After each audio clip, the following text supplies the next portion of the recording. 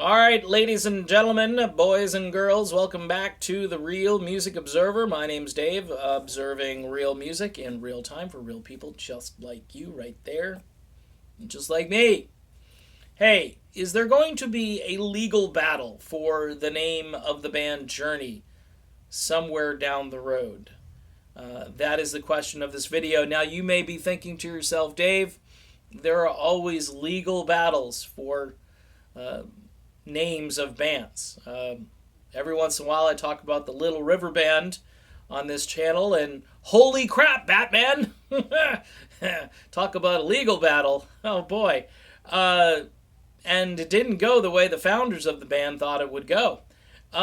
Look, when you sign documents, you get yourself in trouble.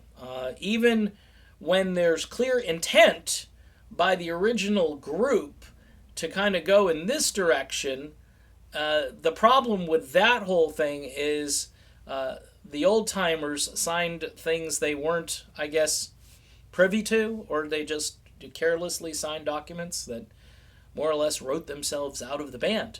Now, in the case of Journey, it's an LLC. It's equally shared by Jonathan Cain, Ross Valerie, and Neil Sean. And that, I believe that was filed in 1998, more or less after the whole Perry Mach 2 leaving the band debacle, where I think these guys really just wanted to assert control. That way, number one, Perry would be kind of boxed out, I think. At that time, that's probably what they wanted. And number two, I think they just figured at this point they needed some sort of legal standing in case something happened down the road. Now, ironically, Neil Sean and Jonathan Cain aren't getting along. Now, you're going to say, but wait, I've seen interviews. It seems that John is making overtures and he's more or less throwing out olive branches all over the place. And my read on that is we shall see. We shall see what happens over the summer, and especially after the upcoming Journey Def Leppard tour. My guess is there will come a time when there will be some sort of legal steps taken by either side to claim ownership of the name.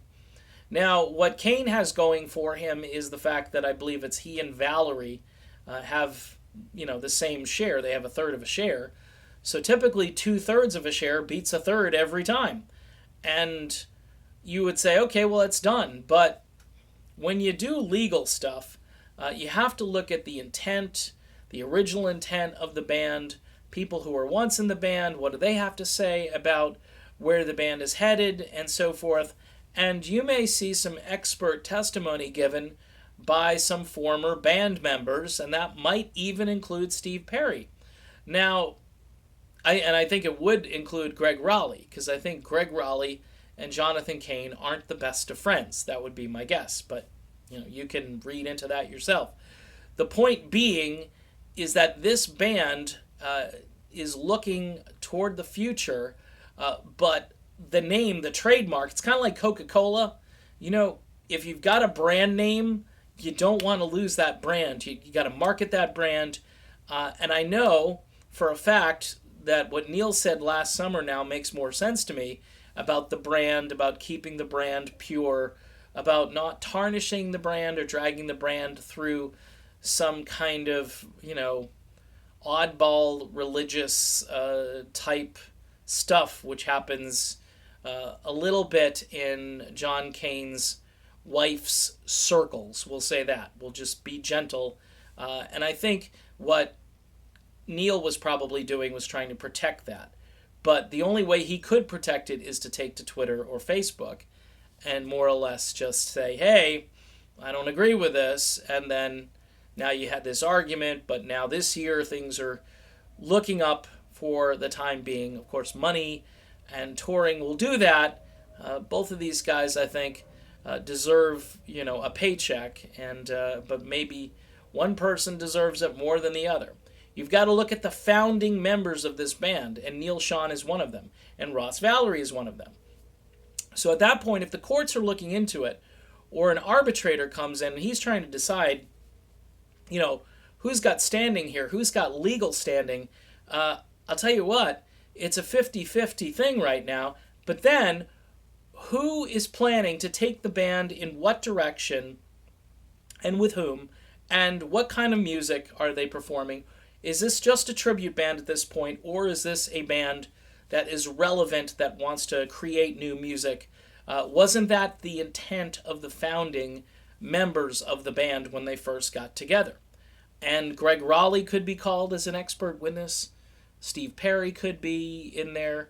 There are so many people who have been in and out, but they probably want significant either founding members or members who spent quite a bit of time. Dean Castronova would be another guy who might be called in to testify.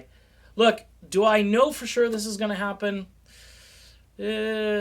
I'll say no. I'm not sure, but I'm sure enough that I'm doing this video. Let's put it that way.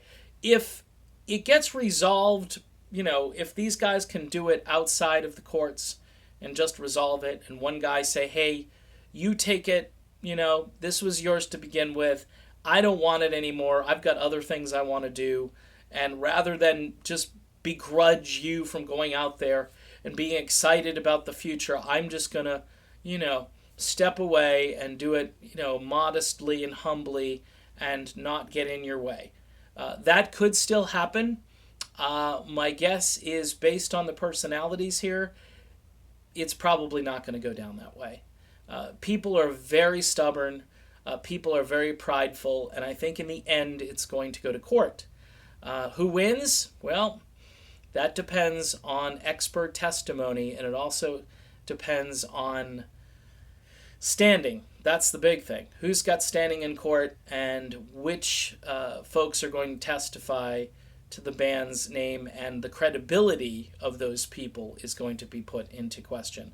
So all of that based on just, this band who we've loved for years and years. It may come to some sort of bitter end where one side has to wrestle the other side. It happened with Styx. It wasn't much of a wrestling match, though. I think Dennis just let go. And like I say, I think Styx should be forced to have a disclaimer when they go perform. Styx performing the music of Dennis DeYoung. I think that would be appropriate.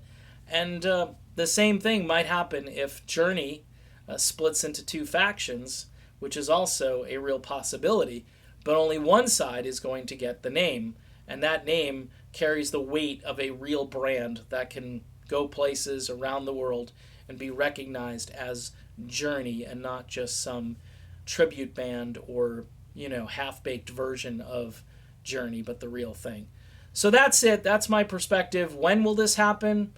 Look for stuff to really start to escalate after the tour. You may even see some stuff happening right prior to the end of the tour, much like what happened last year with the back and forth and the stuff going on between Kane and Sean. But, there is a very small possibility that everybody just sings Kumbaya and at the end just continues on his journey. But that's a very small likelihood.